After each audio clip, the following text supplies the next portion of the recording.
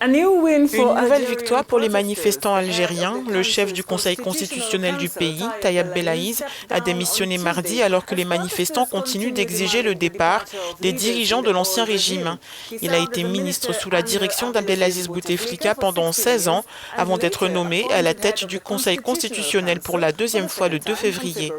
Sa démission est symbolique car le Conseil constitutionnel est chargé d'examiner les candidats aux élections et d'assurer la régularité des scrutins. Le mouvement de protestation algérien semble déterminé à faire en sorte que tous les alliés de Bouteflika soient démis de leurs fonctions. Le temps nous dira si les anciens gardes restants se retireront eux aussi. Et pour en parler justement, Linette, nous sommes en ligne avec notre correspondant Tariq Hafid depuis Alger. Bonjour Tariq. Bonjour. Dites-nous, l'ex-proche du président Bouteflika et ancien président du Conseil constitutionnel Tayeb Belaïz a démissionné hier mardi. Est-ce une deuxième grande victoire pour le peuple après justement le départ du président? C'est effectivement un nouveau succès à mettre sur le compte du peuple algérien.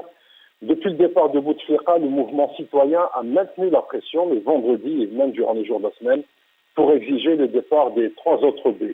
Donc Belaïz Tayeb, qui est parti hier, Nourdine Bedoui, le Premier ministre, et Abdelkader Ben Salah, le chef d'État par intérim. Hier, c'est donc le B de Belaïz qui est tombé. La nouvelle a été annoncée en fin de matinée par l'agence officielle APS. C'est une victoire importante car ce septuagénaire était un homme clé dans le système imposé par le clan Bouteflika. Cet ancien magistrat a longtemps été ministre de la Justice, et il a présidé le Conseil constitutionnel une première fois, avant de prendre sa retraite et être nommé immédiatement après ministre de l'Intérieur à la veille de l'élection présidentielle de 2014. Après un passage à la présidence de la République en qualité de conseiller, il a donc été nommé le 10 février dernier pour présider une nouvelle fois le Conseil constitutionnel. Et il avait été, bien sûr, nommé par Abdelaziz Bouteflika. Et comme le prévoit le règlement intérieur de cette haute juridiction, il a été remplacé par un de ses membres.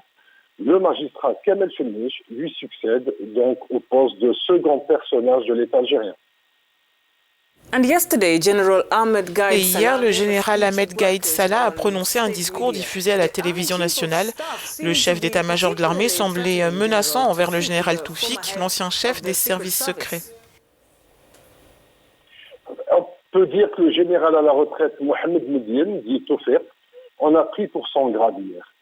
Le général Ahmed Gaïd Salah, qui s'exprimait à partir de la 4e région militaire dans le sud-est algérien, a une nouvelle fois accusé l'ex-patron des services de renseignement, les puissants DRS, de continuer à tenir des réunions suspectes pour conspirer autour des revendications du peuple et afin d'entraver des solutions de l'armée nationale populaire et les propositions de sortie de crise.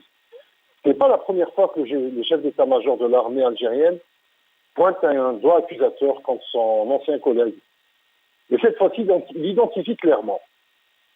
Alors donc, le général Gaïd Salah a tenu à rassurer la population en précisant avoir donné des instructions claires et sans équivoque pour la protection des citoyens, notamment leurs démarches.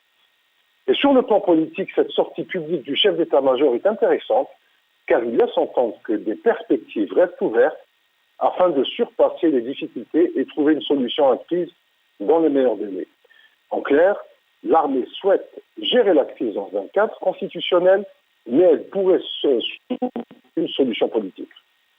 Tariq, comment réagit la police face à la pression justement du mouvement citoyen qui ne baisse pas d'intensité? Ce mardi encore, d'importantes marches estudiantines ont eu lieu à travers le pays. Les villes universitaires ont connu mardi une véritable déferlante d'étudiants. À Alger, des milliers d'étudiants ont manifesté dans les artères principales du centre-ville, à la Grande Poste et à la place Maurice-Audin. Un important dispositif de sécurité avait été installé en début de matinée.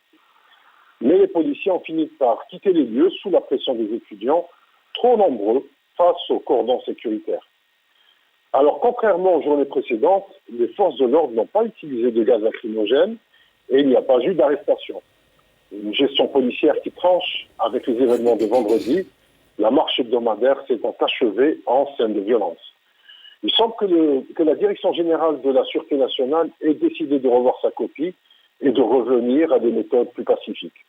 En tout cas, les Algériens se donnent rendez-vous vendredi pour une nouvelle marche nationale durant laquelle le départ des 2 autres B sera exigé. En attendant cela, merci Tariq Hafid pour toutes ces informations. Merci à vous. Et bonne journée à vous. Merci, au revoir.